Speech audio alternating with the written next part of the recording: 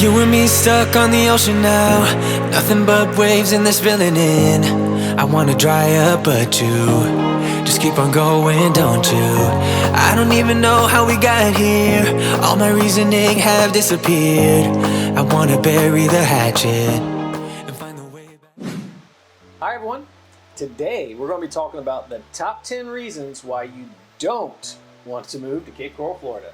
That's right, guys. While these are not necessarily our opinions, but there are a ton of people that love the Cape, and there are a lot of people that do not share that same enthusiasm, and they feel they have some very valid reasons for that. So we want to give you the good, bad, and the ugly when it comes to that feedback, just in case the Cape may not be the right city for you. Yes, and this is one of our most popular videos. So we've got many requests to update it, and you're not going to believe reason number 1, so you're going to want to stick around till the end. Let's start with reason number 10.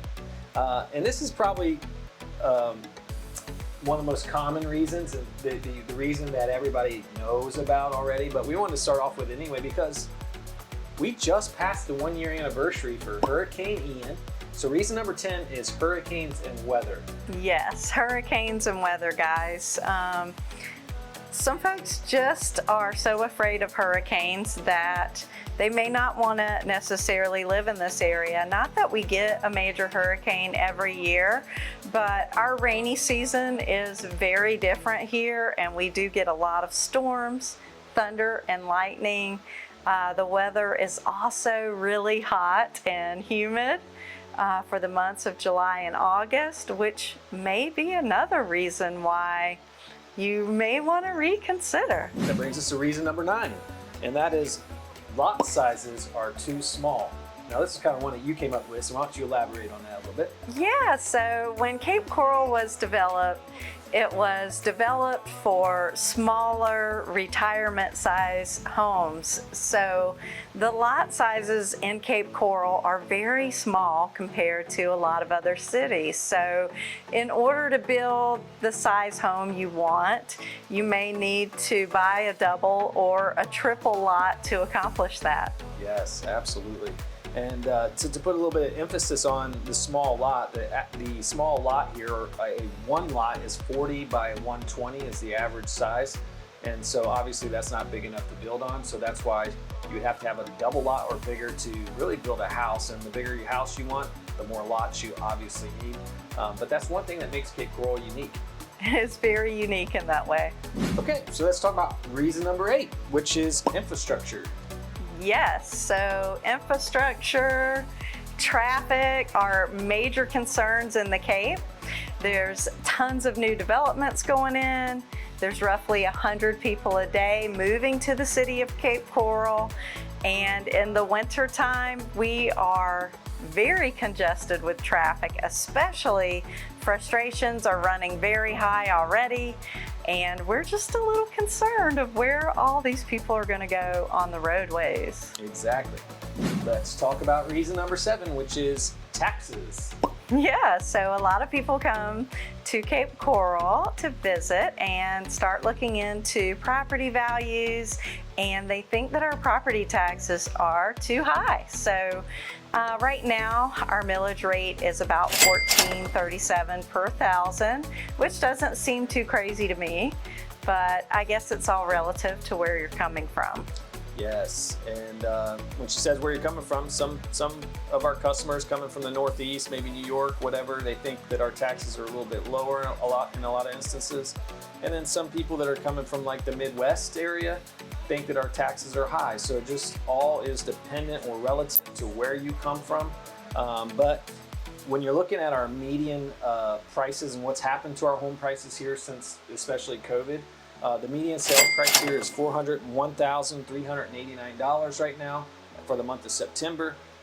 So when you take that millage rate that she was mentioning and multiply that by that median sales price, taxes can get a little high for some people. Mm-hmm. That takes us to reason number 6, which is lack of communities. Right, so Cape Coral looks like one big neighborhood or one big subdivision. But because it does actually lack gated communities and real subdivisions as opposed to like some other cities. A lot of residents feel like they're kind of on their own island, or that their area lacks that community feeling of togetherness and events and things like that. Okay, that brings us to reason number 5. Let's talk about the power lines in Cape Coral. We've had so many people complain over the years about power lines. They hate the sight of them, they don't want to see them, and they cannot understand why an area that does get hurricanes and inclement weather would not have those things buried underground. So we have had clients come into town and not buy a particular home just because it had a set of power lines stretching in front of it. I'd have to say, it doesn't really make sense, does it? It is kind of a pet peeve of mine too, the power lines, to be honest with you. It is, yeah, it can be. Not sure if it's an eyesore to the extent of me not buying a home somewhere, but people have some pretty strong feelings about them. Reason number 4, too many vacation homes. Oh yeah, so Cape Coral is one of the most saturated areas in the country for vacation rentals, also known as VRBOs or Airbnbs. And a lot of folks do not like the Cape because they don't want to buy a home unknowingly in a neighborhood that has a lot of people in and out by the week, Yes. partying and whatnot. Yes. All right. Reason number 3, mansions and minions.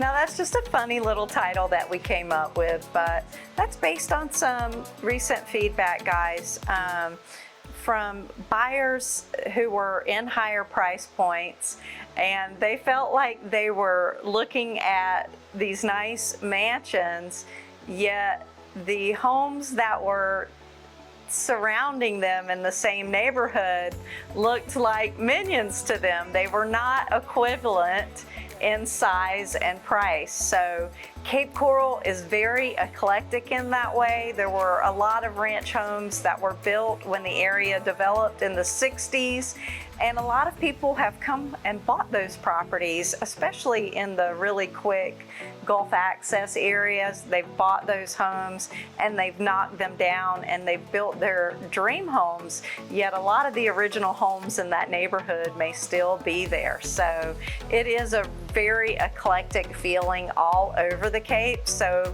if you're looking to buy something pricier and you want everything to match around you, Cape Coral may not be the right city for you. Okay, reason number 2. Let's talk about the lack of shopping. This one's more for the ladies, I think, but guys, if you like to shop too, this could be a valid concern of yours. So there are a few stores in Cape Coral like Belk and Kohl's and Target.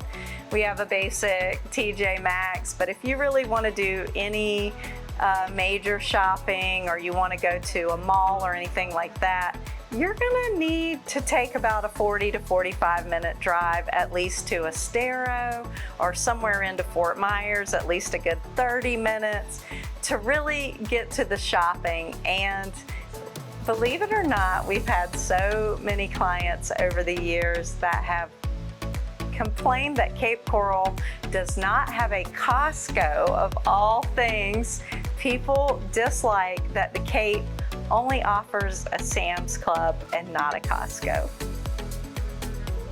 Can't comment on that. About shopping. I love Costco. Like home improvement stores, if we got that, I'm good when I need those, but We have those. yeah, we got those. So that brings us to reason number 1, and that is Cape Coral is ugly.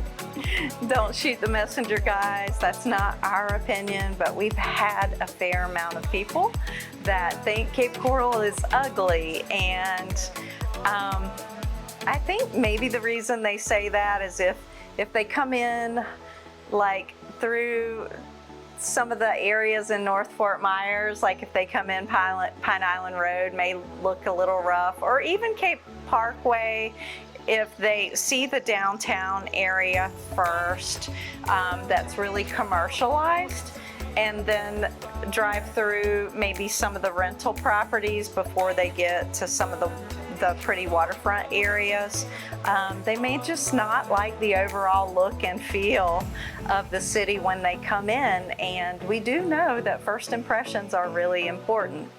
Yeah, exactly. Okay, so that's the top 10 reasons why you may not like Cape Coral. But for every one person that doesn't like Cape Coral, I would say there's probably 10 people who love it.